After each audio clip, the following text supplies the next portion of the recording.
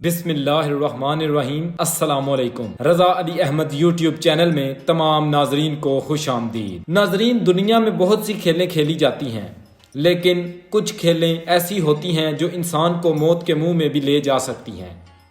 इन खेलों को खेलने के लिए बहुत ही जहानत, मेहनत और बहादुरी से काम लिया जाता है।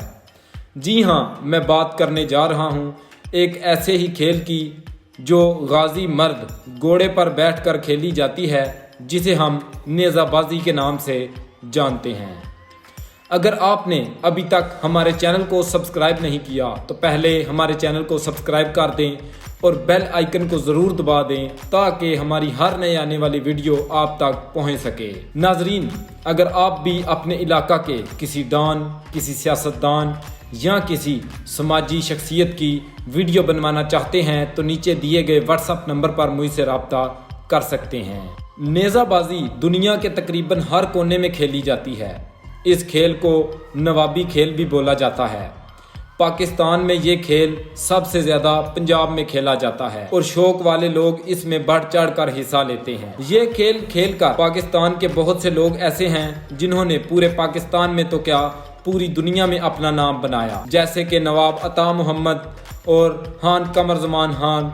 ये ऐसे लोग हैं जिनको घोड़े पर पूरी गिरफ्त हासिल थी। जी, तो मैं बात करने जा रहा हूँ एक ऐसे ही इंसान की जिसने पंजाब के एक गांव वैरोवाल जो ज़िला गुजरात में मौजूद है, नेज़ाबाजी शुरू की और पूरे पंजाब में अपने ताल्लुकात बनाए। ज़िला गुजरात के शहर लाला मूसा के साथ एक गांव वैरोवाल में चौधरी मोहम्मद अशरफ चाड़ के 4 बच्चे हैं, जिनमें चौधरी गुलाम अब्बास चाड़, चौधरी मोहम्मद इलियास चाड़, चौधरी इमरान अशरफ चाड़ और मुदस्सर नवाज चाड़ शामिल हैं। हम बात कर रहे हैं चौधरी इमरान अशरफ चाड़ की, जिसने अपनी ज़िंदगी के 20 साल ये खतरनाक खेल खेला और पूरे पंजाब में इसने अपना नाम बना लिया। ज़िला गुजरात के गांव कुल्लेवाल सईदा में एक बहुत बड़ा मेला लगता है जिसमें नेज़ाबाजी खेली जाती है। एक दफ़ा इस मेले में एक घोड़े ने उद्यम मचाया हुआ था और वो किसी के काबू में नहीं आ रहा था, तो चौधरी इमरान अशरफ ने इस घोड़े की कमान संभाली और वो घोड़ा काबू कर लिया और पूरे मेले में इसी घोड़े पर बैठकर खेलता रहा। जब खेल ख़त्म हुआ तो घोड़े के मालिकान ने वो घोड़ा इमरान अशरफ को तोहफे में दे दिया, मगर उस वक्त इमरान अशरफ ने वो घोड़ा लेने से इनकार कर दिया और कहा कि मेरी इतनी वक़्त नहीं है कि मैं इस घोड़े की खिदमत कर सकूं। आपका घोड़ा आपको ही मुबारक हो। नेज़ाबाजी के दौरान ही इसके बहुत सारे ताल्लुकात बन गए थे, जिनमें अली रज़ा मत्ता, चौधरी सज्जाद असगर कुल्लेवाल सईदा, चौधरी तारक ज़मान पसवाल, चौधरी कमर ज़मान कायरा, चौधरी अफजाल देवना, असलम वाला और बहुत से नामी ग्रामी लोग शामिल थे। इमरान अशरफ पाकपतन, अटक, सरगोदा, वजीराबाद, झांग में भी और दीगर पंजाब के शहरों में नेज़ाबाजी खेलने जाया करता था।